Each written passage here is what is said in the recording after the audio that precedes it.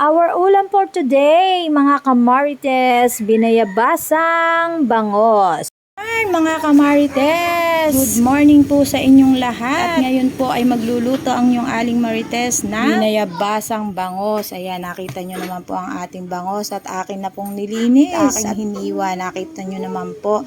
At syempre, ang ating mga pangunahing sangkap, ang hiniwang sibuyas, ang siling berde, at ang lagi nagbibigay ng sarap sa ating mga nilulutong ulam, ang mahiwagang pampasarap. At syempre, meron rin po tayong patis dito. Pwede rin pong alamang, kanya lang po, naubos na po ang alamang ni Aling Marites. At syempre, kailangan rin po natin ng fiber sa ating katawan. Kaya lalagyan po natin ng kangkong. Ayan, nakita nyo naman po, hiniwa ko na rin po ang ating kangkong.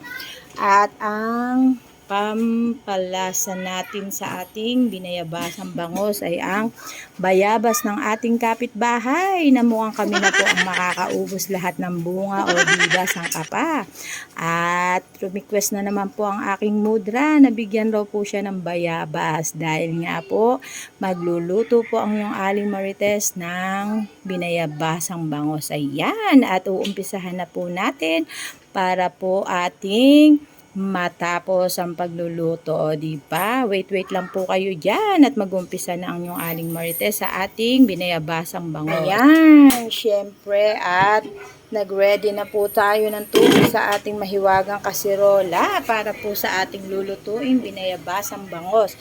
Hintayin lang po natin siyang kumulo para mamaya isunod na po natin ang ibang mga ingredients sa ating binayabasang bangos. Marites, at maglagay po tayong konting patis. Ayan. At syempre, isasama na po natin ang ating sibuyas sa ating papakuluan. Ayan. Tingnan nyo naman po. At may sibuyas pa ngayon ang ating binayabasang bangos. Ayan. Wait lang. Ayan mga kamarites, at nakita nyo po kumukulo na po ang ating tubig na merong sibuyas. Ilalagay na po natin ang ating bayabas. Ayan. Ating bayabas na fresh galing sa puno ng kapitbahay. Ayan, o diba? Siyempre, lagyan na po natin ng pampasarap. O diba?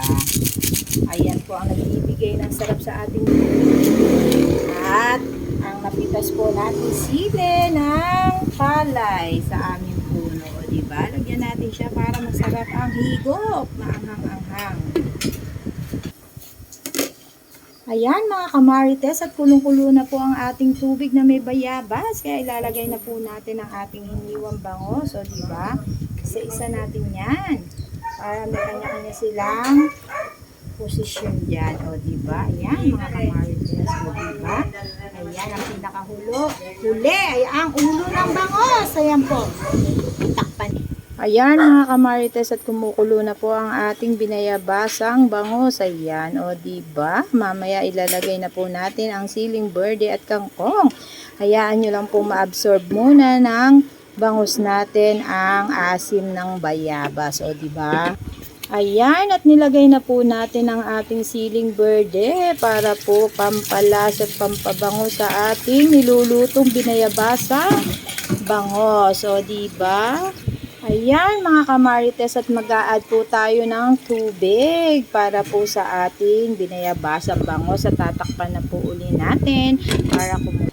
Ayan mga kamarites, at kulong-kulo na po siya. Ilalagay na po natin ang ating kangkong na hinimay. Ayan. O diba?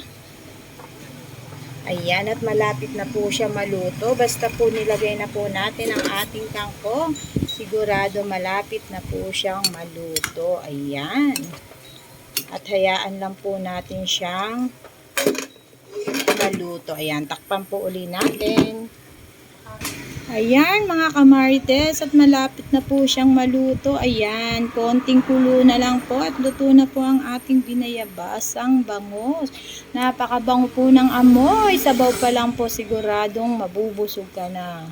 Ayan mga kamarites, ang ating final result ng ating binayabasang bangos na merong sausawang patis na meron pong siling palay. O diba? Kain po tayo. Thank you for watching. And please follow my Alvin Yamera Musar Reels. Bye mga kamarites!